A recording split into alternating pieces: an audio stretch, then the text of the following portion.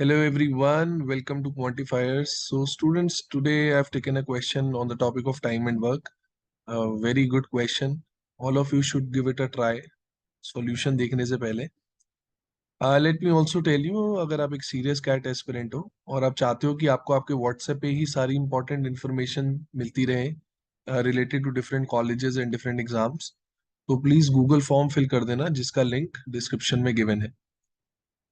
इसके अलावा students, we have a Facebook group, Telegram group, WhatsApp group as well. यहाँ हम डेली क्वेश्चंस पोस्ट करते हैं आपकी प्रैक्टिस के लिए. आप अपने डाउट्स भी यहाँ पोस्ट कर सकते हो जिसका हम इंस्टेंट रिप्लाई करेंगे. इसके अलावा students, you can follow us on Instagram as well. इन सबके लिंक भी डिस्क्रिप्शन में गिवन है. So here is the question. I would request all of you, please pause the video and give it a try. Okay students, so I hope all of you have tried it. एक बार देख लेते हैं question में क्या given है. P works 25% more efficiently than Q, and Q works 50% more efficiently than R. To complete a certain project, P alone takes 50 days less than Q. तो पहले काम करते हैं, इस इंफॉर्मेशन को यूज कर लेते हैं. तो क्वेश्चन में हमें गिवन है कि P और Q की अगर हम एफिशिएंसी की बात करें तो P की एफिशिएंसी Q से 25% ज्यादा है ना. तो मतलब अगर मान लेते हैं हम Q की एफिशिएंसी 100 है तो P की एफिशिएंसी कितनी होगी, 125, राइट. और in other words you can say, अगर हम 125 और 100 को सिंप्लीफाई करें so that comes out to be 5:4. Okay, I hope ये सबको क्लियर है. तो उनकी एफिशिएंसी का रेशियो है 5:4. Similarly students, we have relation between Q and R as well.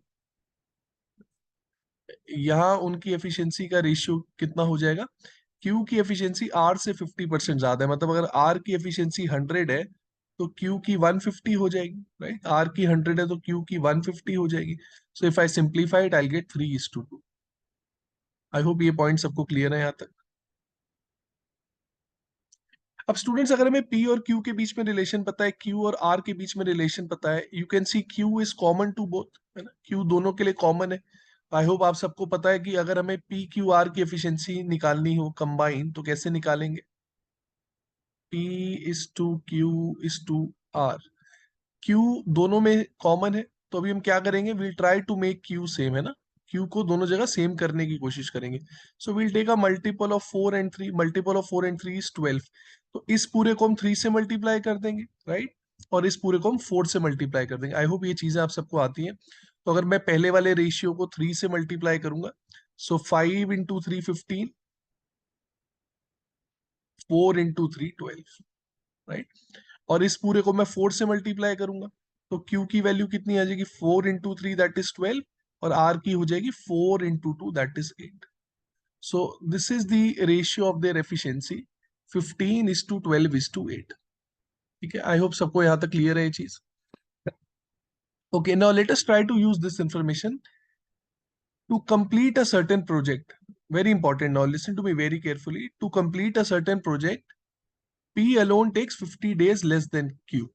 तो प्रोजेक्ट बनाने के लिए P अगर अकेले काम करेगा तो वो Q से 50 दिन कम लेगा. Now see, we have ratio of efficiency of P and Q that is 5:4. तो आई होप आप सबको पता है एफिशिएंसी और टाइम इनवर्सली प्रोपोर्शनल होते हैं, है ना. कहने का मतलब है कि जिसकी एफिशिएंसी ज्यादा है उसको टाइम कम लगेगा और जिसकी एफिशिएंसी कम है उसको टाइम ज्यादा लगेगा. तो जो भी एफिशिएंसी का रेशियो होता है, टाइम का रेशियो क्या होता है, रेसिप्रोकल होता है, उल्टा होता है. So that would be 4:5. तो इसका क्या मतलब हुआ कि अगर P किसी काम को 4 दिन में करता है तो Q उसी काम को 5 दिन में करता है. सो कहने से in this particular ratio difference between P and Q, है ना, difference between P and Q, this is coming out to be 1. जो हमने रेशियो लिया है उसमें टाइम का डिफरेंस कितना है, 1 है. लेकिन एक्चुअल में कितना डिफरेंस है, एक्चुअल में P और Q के बीच में जो टाइम का डिफरेंस है दैट इज 50 डेज. सो कहने से दिस 1 रिप्रेजेंट्स 50. तो अगर 1 पार्ट की वैल्यू 50 है तो 4 पार्ट्स की वैल्यू हो जाएगी 50 × 4 दैट इज 200. और 5 पार्ट्स की वैल्यू हो जाएगी 5 × 50 दैट इज 250. मतलब जिस काम को करने के लिए P को 200 डेज लगते हैं उसी काम को करने के लिए Q को 250 डेज लगते हैं. Okay students, I hope this point is clear to everyone. तो मतलब अगर हम प्रोजेक्ट की बात करें, प्रोजेक्ट कंप्लीट करने के लिए पी को अकेले 200 दिन लगते हैं और क्यू को अकेले 250 दिन लगते हैं। Very important information. Now students, हमने पी क्यू आर की एफिशिएंसी का रेशियो निकाला था, राइट? तो मैं एज्यूम कर लेता हूं कि पी जो है वो रोज के 15 यूनिट करता है, क्यू रोज के 12 यूनिट करता है और आर रोज के 8 यूनिट करता है। It's not necessary you have to take 15, 12, 8. You could have taken any value. You could have taken 30, 24, 16. You could have taken 150, 120, 80. Answer is not going to change. तो मैंने जो एफिशिएंसी का रेशियो है वही उनकी एफिशिएंसी मान ली per day. So P is doing 15 per day, Q is doing 12 per day, R is doing 8 units per day. कहने से यहां से अब हम टोटल वर्क निकाल सकते हैं, क्योंकि मुझे पता है पी को पूरा काम करने के लिए अकेले 200 दिन लगते हैं और क्यू को पूरा काम करने के लिए अकेले 250 दिन लगते हैं। सो ईदर यूजिंग पी और using Q U can calculate total work. तो कहने से total work can be calculated, that would be 200 into 15।